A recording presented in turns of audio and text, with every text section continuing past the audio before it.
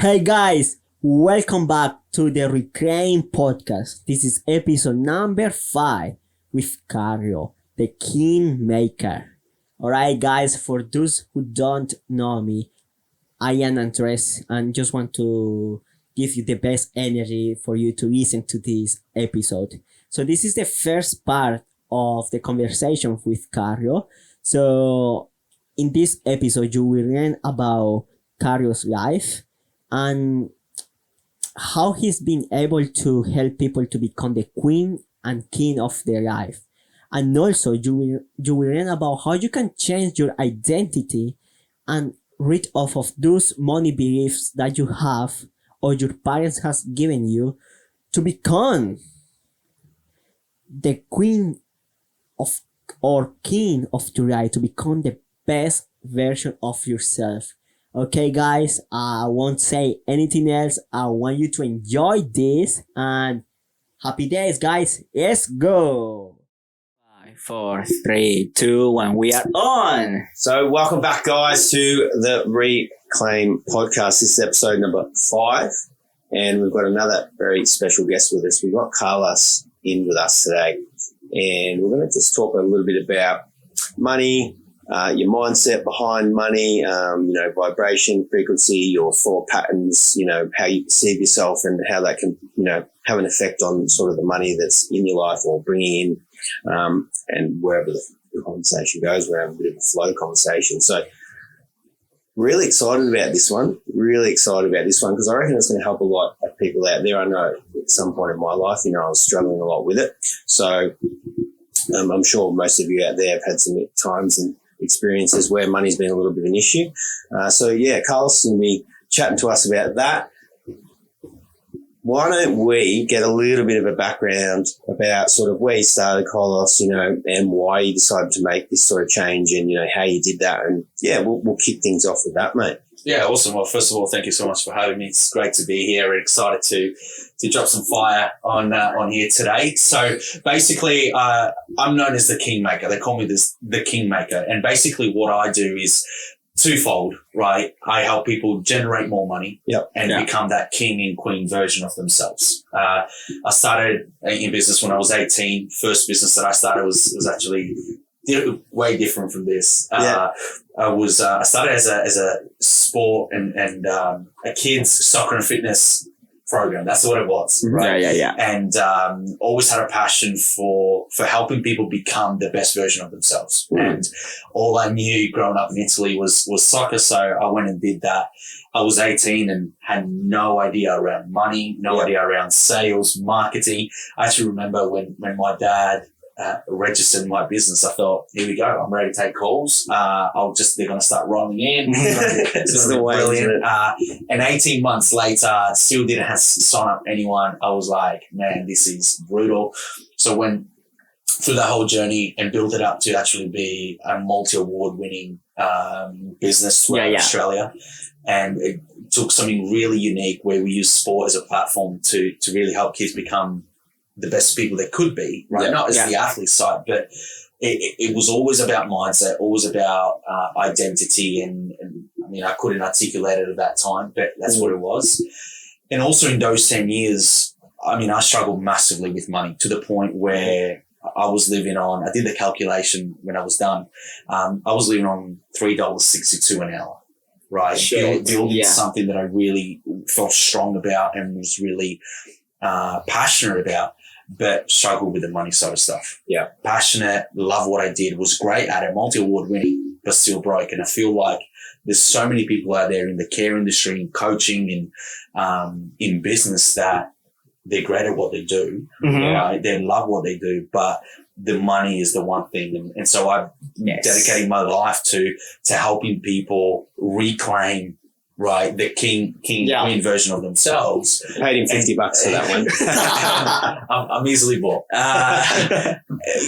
Reclaim that king and queen version of themselves and then generate more money. Yeah, beautiful. Awesome. So what was the point where you, what went bang for you and was like, right, I've got to switch things up. Like if something's not working here, because you said, correct me if I'm wrong, that, you're doing all this great work and you're really passionate about it. But the one thing that wasn't coming in was that, you know, maybe you weren't feeling rewarded for the time that you were outlaying for something that you were really passionate about. So when was that moment where it just went, I've got to switch things up, and what can I do? Well, in all honesty, there was a lot of them. Yeah. There was a lot of moments, and a lot of them that just went past. Yeah. And they keep coming back. Right. That's the thing. First, it wasn't the right time. Then I didn't have the money. Then it was still not the right time. Then maybe business was going to, you know, I'll try this new thing, and it was going to work. And try again. And it kept coming up. But deep inside, I knew that there was so much more, because I'm very lucky, and I think everybody has got a purpose, right? And I'm very lucky to know what my purpose is. And I feel called to do this. So coaching for me isn't a job. It's just literally what I've been called to do. Yeah. Right. Yes. And I feel like everyone has that. Now, I don't know if you guys know, but the word desire, right? The passion, you have a desire to help people. Yeah. Right? The word desire actually comes from the Latin of the Father. Now, I don't care what people believe in, God, Jesus, Allah, Buddha, the pet parrot, the magic, the universe, whatever it is. Yes. Right? Whatever people want to believe in, that's cool with me. But whatever you do believe in, the word desire is literally comes from like of the Father. It's been given to you, which I internalize this as like, I've got this strong desire to help people and make money, right? Which has been given to me. Now, if it's been given to me, it's going to see me through, right? And I'm a steward of it. So I was like, you know what? I have this strong calling. I'm like, I really want to make the most of it. And when I was in my previous business, it just wasn't, I was missing the mark, and it was frustrating, right? And I think a lot of people can resonate with that. You love what you do, but it's not getting the rewards. And I mean, the emotional rewards for me were awesome, because I've seen kids transform, families transform, people transform. But here I am, just in cold sweats at night, financial stress like ruling my life. Looking, I had a daughter at the time. She was newborn, and I was like, all I wanted to do was be around her, see her grow, and actually be present, allow myself to be present with them, because at least the money side of stuff was taken care of. Right. Yes. And the point came, COVID came around, lost my business. And just before that, I started to put things in place to start this. And I had no idea about the coaching industry. Like, I'd seen a little bit, and I was a coach, but not like packaging myself as a coach. I had no idea how to do this. Mentoring. You know what I mean? Right? And so I moved from working with kids to working with adults, and it was a complete shift, and one that I'm very grateful that I was able to do, because now I am where I am. That's right. I like it. So tell me where the king and the queen aspect came from. Like, where did that, like, was that from the beginning, or did that come to fruition? How did that come about? Yeah, the KingMaker. It's something. I was having a conversation with someone one day, and I was thinking, like, I was trying to, get in business, and like, man, like, what should I call this thing? Right? I didn't stop there. Right. It didn't stop me. I started, and I was doing the work, and I was king making, right, in the process. I just it never really clicked. Until I was having lunch with a friend. Who's actually in politics, right? And he's like, man, like, you're a kingmaker. Like, what? What did you just say? And it just clicked. It's like, that's exactly, I'm not a big fan of labels, but it's exactly not even what I do. It's who I am. Right. And really resonated hard. And a lot of people were like, oh, it's too masculine. Like, that's not the point. Go beyond that. Because funny enough, I work with a lot of women, as well. And they love it just as much. So when I speak to them, like, hey, I'm just making you into a queen. It's not about, masculine, feminine. It's stepping into that energy. Right? Because so many women, right, need to step more into that masculine kind of energy. Not all the time, but they need it. And a lot of people are afraid of it. Right. But the life is a duality, right? There's the night, there's the day, there's the up, the down, the left, the right, the light and the dark. Right. And it's healthy. So it's about helping women just maybe step back into a little bit of that bitch self that actually gets shit done. Right? Instead of just being passive and not making money. In business, like, you need that dominant version of you. Yeah. Right? You need to be aggressive in business. Yeah, in a really healthy, positive way. Yes, way, of course. So, and then same for guys, step back into that king that king energy that is confident, is certain, is sort of freaking balls, right? That is able to call out. And for me, the reason why I resonate so strong with it is because I've been given a calling. I've been given a passion, a desire, right? And my question for me, and that I ask everyone, is who do you need to be to fulfill that? Like, who is the guy? Who's the guy that you need to be, who's the girl that they need to be, right, in order to fulfill this? It's got nothing to do with anyone else, just for you to fulfill that. And that's a higher purpose. Yes, I help people with money, but there's a bigger game that we're playing here, right? Yeah. And if you can be that guy, be able to have tough conversations, say what you need to say, call people out, not from a place of just pulling down an ego, but from a place of love. Yeah. I think that creates something that creates a ripple effect.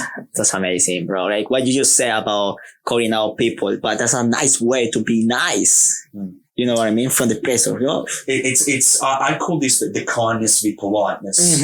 Yes, that's what I was thinking. There's this thing out there that we need to, kindness is to be polite to people, right? And I hate it because to me, if I see someone hurting, right, and struggling, what's more kind of me to do? Being polite, say, hey, man, just, stop doing that. Or actually just say, dude, like, what the hell are you doing? Wake up, do this. Yes. Correct, right? Because it's the people pleaser in us that says, hey, I just want to be polite.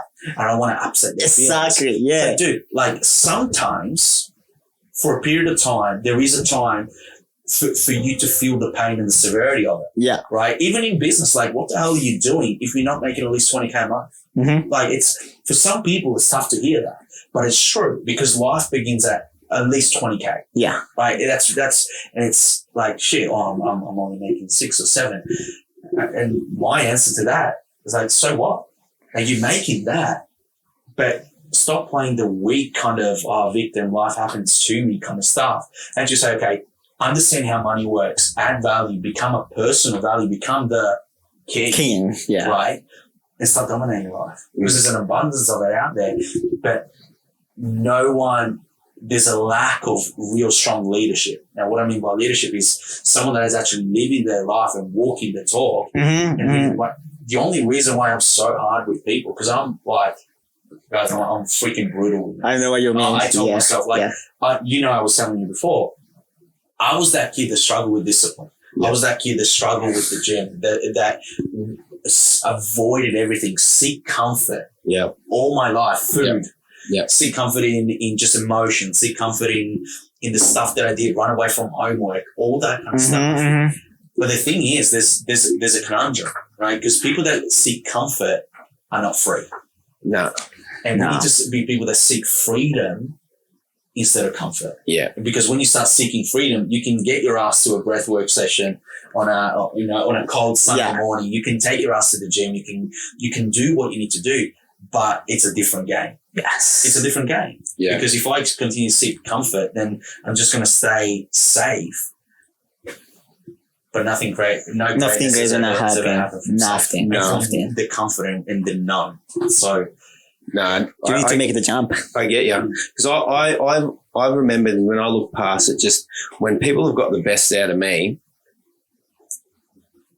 although initially, you can put up a wall, but that's, because of maybe trauma that you've gone through and stuff that you've got to work out.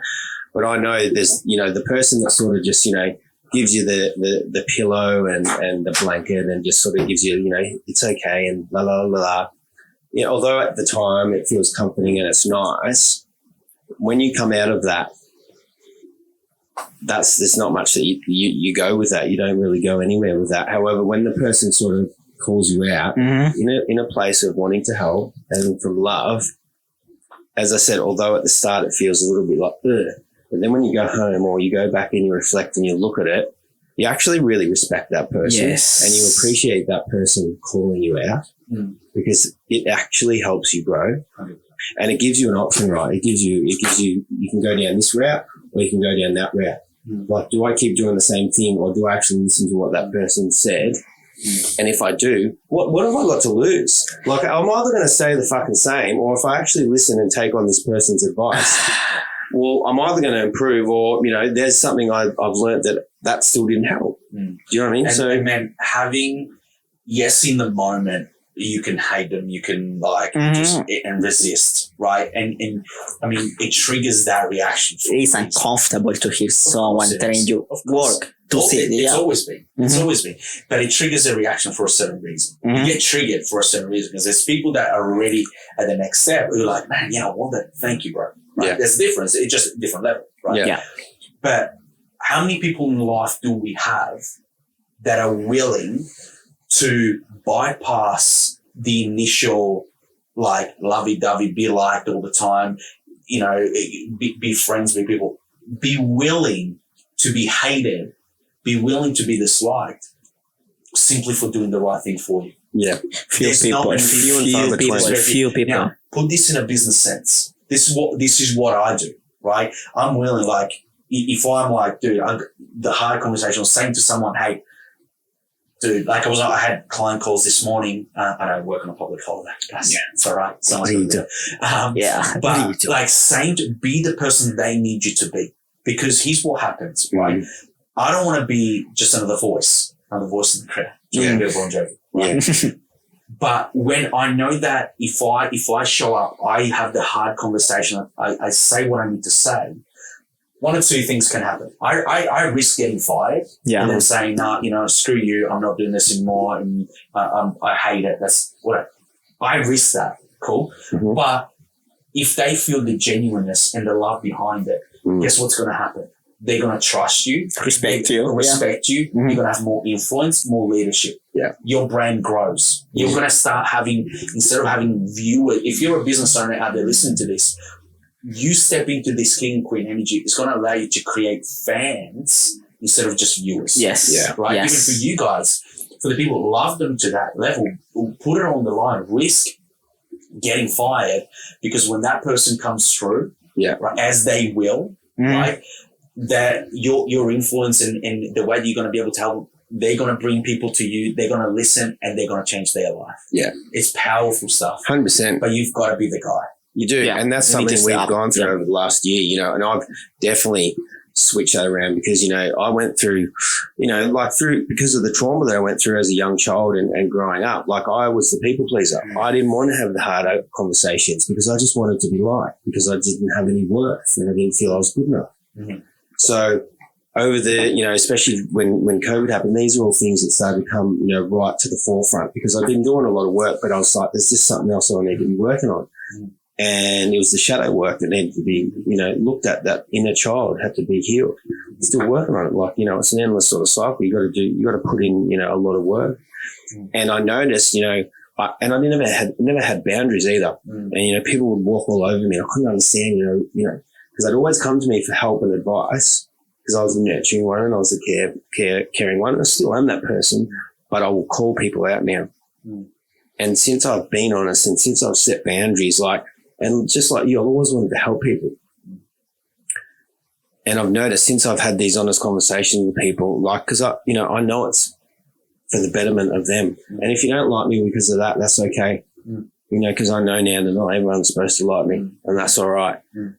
And just the people that we've helped just through having those honest conversations and me just showing up the way that I show up and having these boundaries and having these conversations, you can just see, they come back to you and they thank you, and you can see the change in them and the growth and the healing that they start to do, So I 100% resonate with you in terms of, being on one side, which is the people pleaser, and then turning into this person, which is hard. Don't get me wrong, guys. It's going to be a challenge. But, as you've heard me say on this before, you've got to keep showing up. It's all about consistently showing up, because you're not used to, you're going to feel that, that little bit of, whatever it is, for you, you're going to feel a little bit awkward in that moment. But the more that you do it, the more you show up, the easier it gets.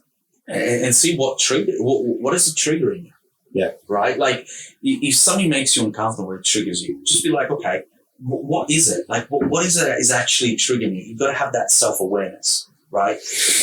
And then once you say, okay, this is what it is. Why do I believe this way?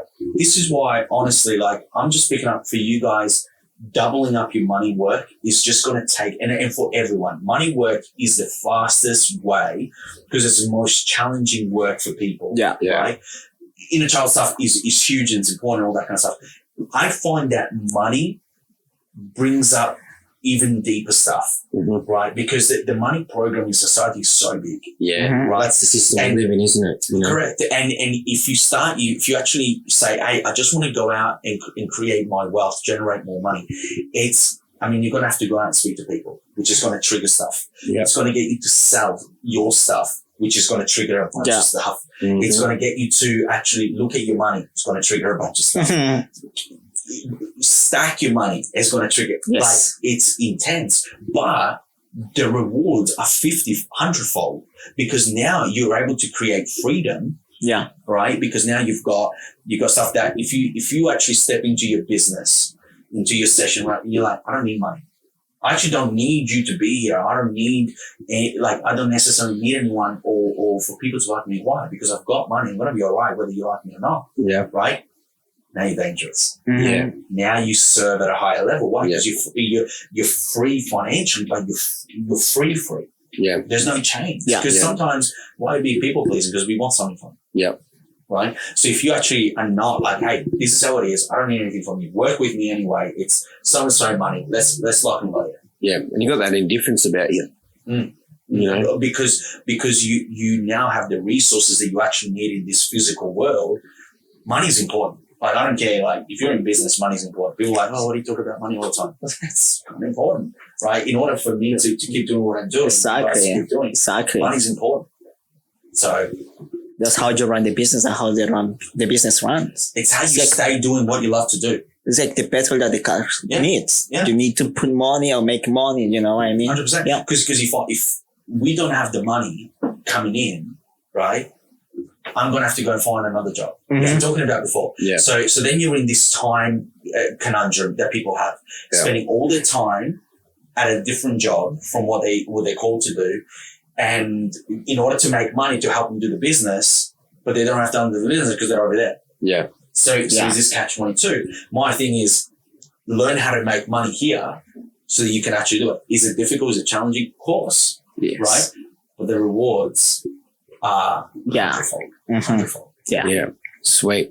So what do you find, like, with most of your clients that come to you, what's sort of the biggest thing that they're having, like, the blocks? Like, what's the biggest sort of blocks? Struggles, Struggles that they're going through. 100%. In that program around money. So there's a few things, and I'm going to touch them all in a second.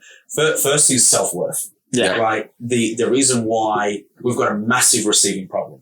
Mm-hmm. Right? People are like, what do you mean receiving problem? Receiving problem? I like money. I'm not having money. I say, terrible. So let's test it out, right? I'll ask you guys, right? We'll test it, right? When it's your birthday, and people sing you happy birthday. There it is. See, that's smart. Was that on camera? See, right? I know it's everyone's here, and we're here. Andres and I are here singing you happy birthday. Yeah. Yeah. Like for those of you listening, not seeing, he's gone all red. By the way. Blushing. I've gone burgundy like this. So, but people resonate. It's hard for people to sing you happy birthday. Yeah. Why? You feel center of attention, like, oh, guys, no. You internally you like it, but you're like, no, I don't. And that's a receiving problem. Mm-hmm. Yeah. The reason why you struggle to receive money is connected to that. Yeah. And that's connected to you receiving money. Yes. Right? When someone does something for you, you're like, oh, no, you didn't have to. Why can't you just say, thank you. Yeah. Thank you. Yeah. Just receive it. You know what? I'm just going to actually sit up and I'm going to enjoy this. And I'm going to look people in the eye. You know what? I deserve this. Enjoy the moment. We have a receiving issue because we have a self-worth issue. Yeah. And I learned this through compliments too. Like, I used to, when someone would compliment me, I feel like I had to compliment them back. Or like what you said, if someone did something for you, you felt like you had to do something like that. Exactly. You got to justify it. You got to flip. Yeah, you got to flip. And then what I learned is you got to flip that. So I started to, like, when someone complimented, I'd say, thank you very much. and I wouldn't want to compliment them straight back. I'd wait for another time to do it. Yeah. You know? And that really helped me in terms of receiving. Yeah. And the same thing when people would do things for me, I didn't feel obligated that I had to go around and do something for them right then and there. Like the opportunity will always present itself when you can do something for someone else. Like a little story, and I'm so grateful because it's the first time that I've actually done this. There was a man, I went shopping, maybe a month ago, and his card didn't work. And I was standing there. I've always wanted to do this. And I was like, mate, don't worry, I got it. How much was it? He didn't even worry. It's like, I'll get it for you. And it's like, no, you can't. And I said, and this is what we're talking about. And I was like, I'm offering this because I can and I want to, and he had his kids with him and everything. And I said, mate, don't worry about it. But he rushed home. And then I said, mate, it's done for. He goes, what do you want? I don't want anything. You know what I want? I want for you to have a fantastic day with your children. I just want you to have an awesome weekend. I thought that's what that tattoo said, man. Fantastic. I know. What is that even? What is even that word, man? Gotta love that. Tongue twisted. 100%. But his first reaction was, what do I want? And I was like, I don't want anything. I'm just doing this because it's how the universe works. You do something and you don't expect anything in change. You just do what you want. That's it. And that's how the universe gonna give you more, but you don't expect anything from it. But we've been programmed that you need to be a good little boy. That when you're good, you get something, or it couldn't possibly be that simple as someone just want to give you something. Yeah. And you see it time and time again. So obviously this message for business owners.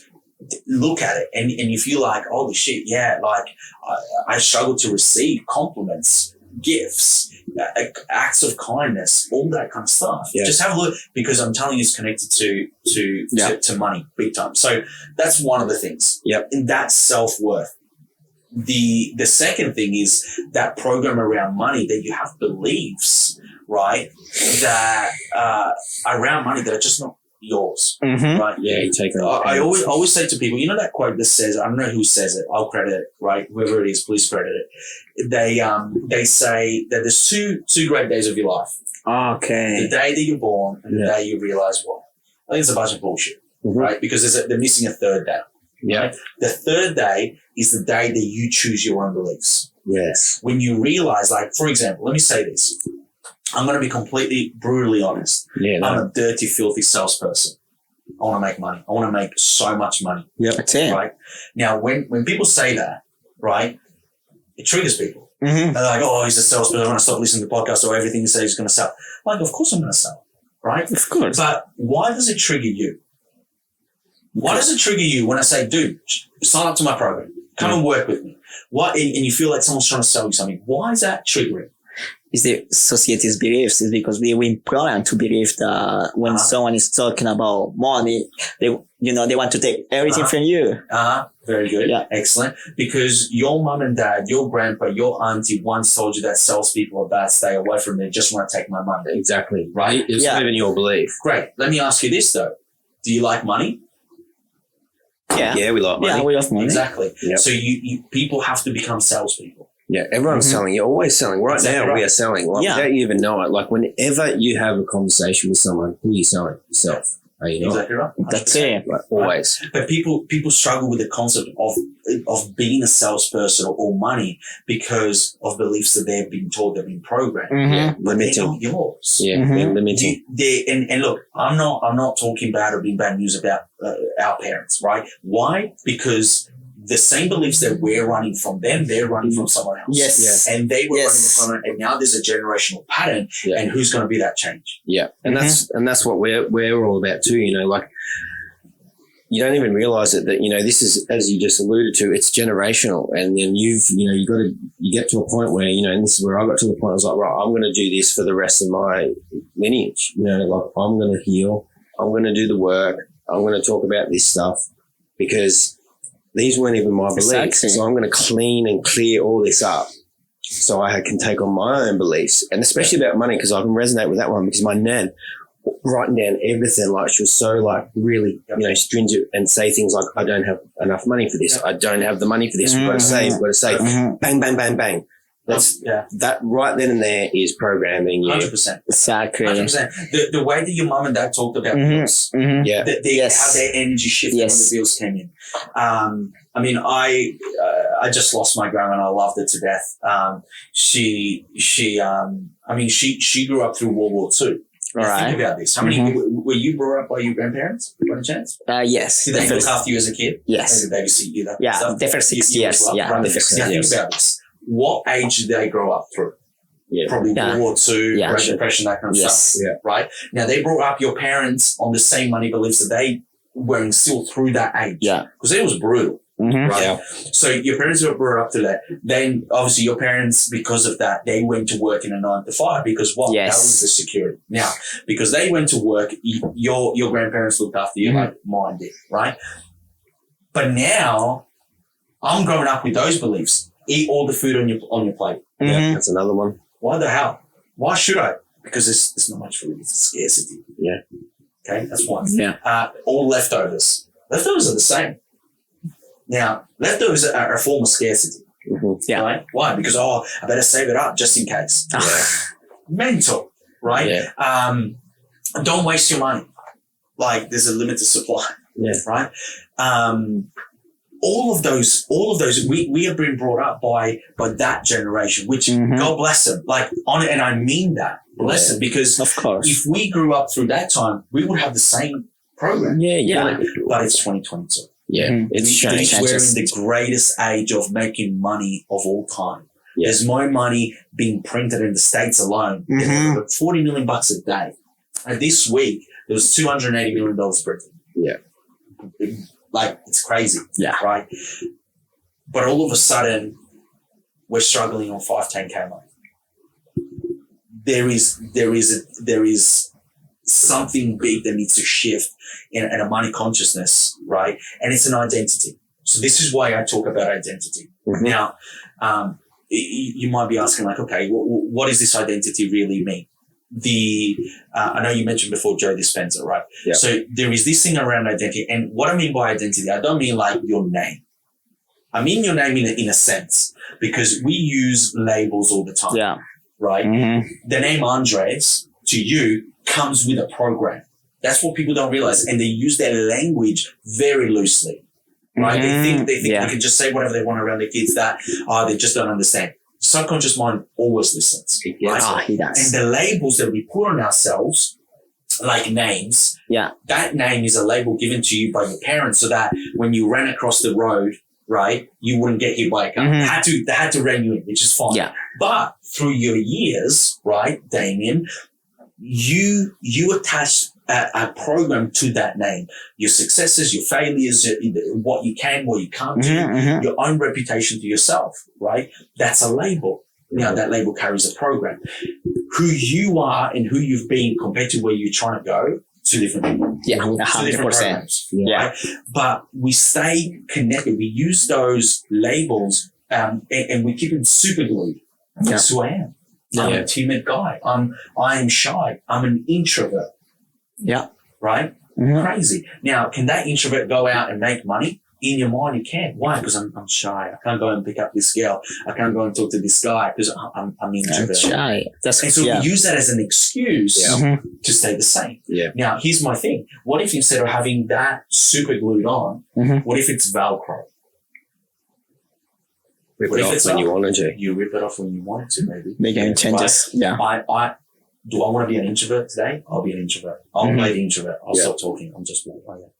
Do I need to be an extrovert today to make money, to carry out my purpose? I'll rip it off and I'll put the best extrovert you've ever seen. Yeah. Am I a dancer today? No. Do I need to be a dancer tomorrow? Yeah. Boom. Baby, I'm salsaing that shit. Right? Do I want to be the dad? Do I need to be the dad today? Yeah. 100%. Yeah. So you know what? I'll take my business owner off. And I'll put my dad on. Do I need to be the husband, the romantic husband? 100%. I'm going to Velcro that back on and I'm going to take it off when I need to go hunting, be that warrior on a sales call and lock it down. Yeah. See that? Yeah. But we've been sold that through patterning, through programming, the doubt thing is so strong. The fear programs are so strong. And it's like, that's who I am. I can't sell. I can't change. I'm not a salesperson. Yeah. No one's a salesperson. You train. Yeah. Right. So that programming is so important because you becoming the king, you need to develop that part of you. Right. Yeah. So that's huge. And then the third thing is, I know you guys practice a lot of meditation stuff, internal, like changing thoughts, changing feeling, emotional, and all that kind of stuff. I'm really intense about this. So I've got a system that I take all my clients through, right? 99 fail. It's that brutal. Yeah. Right. So it's, and the way that I'll explain it is this. I want you to think of like a hotel, right? Yeah. As a high rise. Let's say Crown Casino for a second, right? Normally you guys are down in the blackjack table, but some of us stay up. I'm just joking. But so think of Crown Casino for a second, or think of any hotel, right, on a high rise. What you've got is, let's say you guys go and you book a room.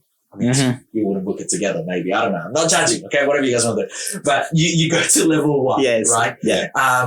Now, what can you expect from that level? What kind of room would you get? You will get a room that is basic. Yeah. Right? Pretty minimal. Minimal, small, tight. You would probably have to sleep in the same bed. Right? Whatever. Head to toe. Head to toe. Yeah, sure. Right. Get that mental picture in the podcast. Yeah. But then you open the curtains, right? And what do you see?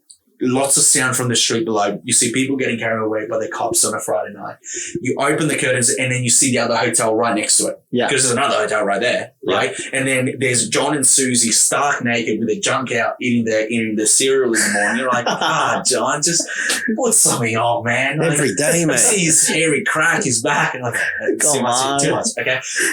But that's what you expect from that level. Yeah. Because you're on that floor. Mm-hmm. You can't outperform that reality. You can't get a different view. That's what it is. Let's say you take the elevator, you go ding, and it takes you up to floor 15 or 30. Now, what's the reality there? Nicer room, a bit more space. You might even have the bedroom separate to like a little sitting area. Kitchen area. Yeah. Yes. The bathroom, all of a sudden, there's a double shower, right? And it's just nicer. You look out, all of a sudden, John and Susie, you can't even see them because they're too far down. The angle's not right. You're starting to get some sunlight, right? You can't hear the sirens and all that. Nice sunrise. But at the same time, there's a next high rise there that blocks the view. You can't really see everything. Yeah. Now let's get in the elevator. Let's go up to the penthouse. Let's go up to the Crystal Villa train. Yeah. Right? Ding. All of a sudden, there's nice music. There's a butler there. Hello, sir. My man. Welcome. Can I get you anything? Would you like me to take you to pet parrot for a walk? What do you, anything nothing's too much. You walk in, the handles are gold. The door opens, one of those heavy doors. Right? Yeah. Oh, feels good. You walk in, there's this marble floor, there's a kitchen. Now there's 3 bedrooms. Now there's a kitchen area, there's a meeting room, there's a mini bar like you haven't seen before.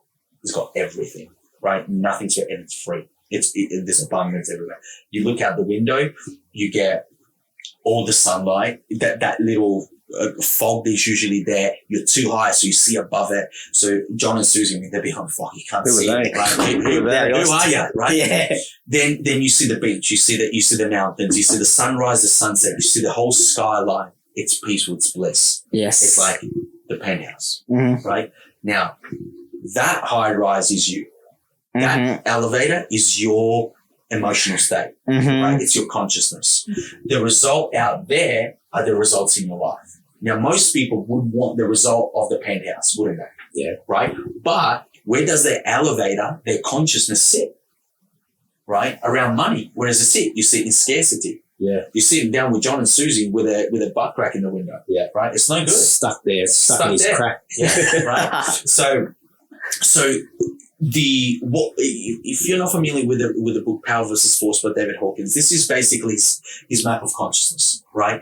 Now, the 2 lowest calibrated emotional states are shame and guilt. Yeah. I'm just going to use that for a second, right? Now, think of someone if they are in shame and guilt. What's their body language like?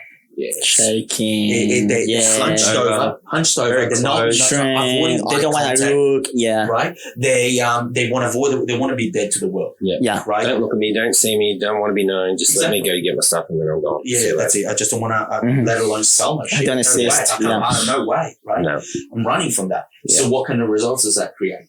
Well, John and Susie. John and Susie, mate. Yeah, That's maybe it. even a That's little what you bit, get. Right. maybe even a little bit worse. Yeah, hopefully we won't call this podcast episode John and Susie's Crack. Right? Hopefully we come up with something a little bit better. Who knows? It might be a hook. Who knows? Might work. Like, John and Susie's Crack. I wonder what that's about. Yeah, maybe we're on to something. So, but you see, as a business, if you sit in shame and guilt, that's the result that you get. Yeah, you can't you'll outperform. track that. Yeah. So what do we need to do? We need to get that elevator to go to a different level. Yeah. Yeah. And I'm saying, might as well just bring it to the very top. Yeah. Yeah. Bring it to the penthouse. Live in the penthouse. What's the issue? 2 issues. First of all, gravity. Mhm. The elevator goes up. Mm-hmm. What is it? There's always a kid, right, at the bottom in the lobby that goes, pressing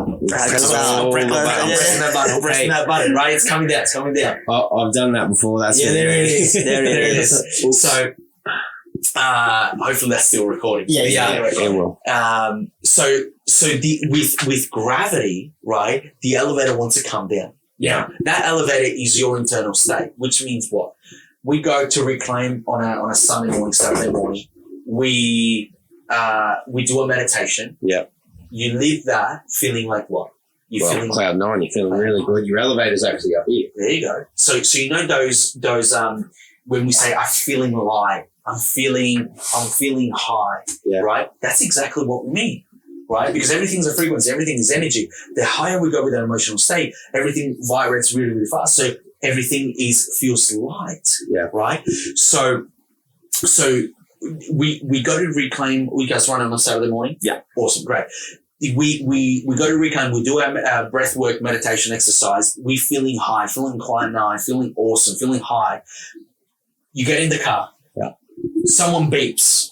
Someone cuts in front of you. Guess what? Bang! That elevator goes straight back down into anger, into frustration, into scarcity, into the problem. Yeah. Right now, you wait another week. You go to another reclaim on a Saturday. Yeah.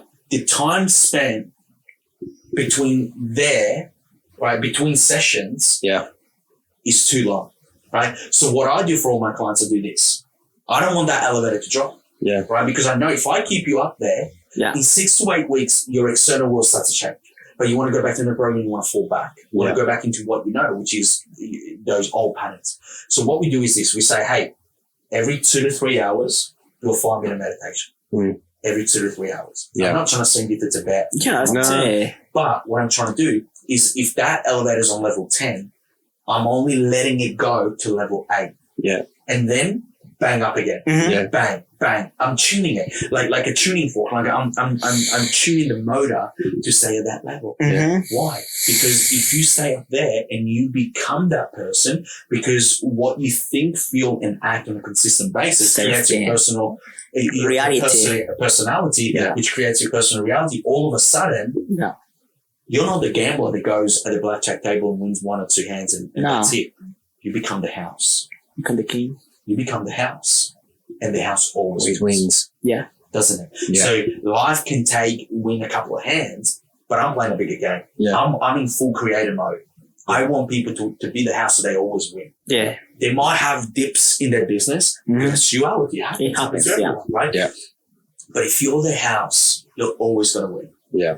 Always going to win in the long run. Yeah. So play the long game. Recreate that identity and think.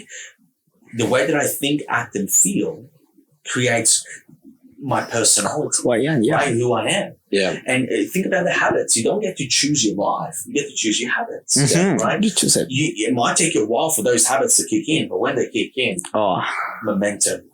Yeah. Nothing holds you back. No. Right? And that's the important thing of showing up consistently. And that's why I love what you said about I get my clients to do 5 minutes, 3 minutes, whatever every day because, I'm up every morning. I always meditate, always do stretch. I'm working out quite consistently because, it's taken me a few times to get here. But when I've looked back, because I think we all do it when we do show up consistently and we do the meditation, we do the affirmations or the gratitude journal, whatever it is. And then we sort of go, everything's sweet, cool.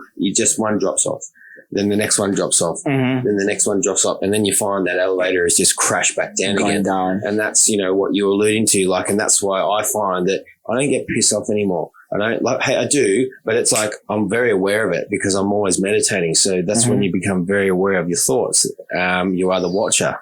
Observer. and you observe your emotion coming up, and that's what happens to me. I'm like, I'm getting shitty here. I'm getting pissed off. Cool. That's all right. Whereas I don't fall into the trap of that's who I am, and that's very powerful. So yeah, it's good that you got your guys doing that every day because you want that elevated.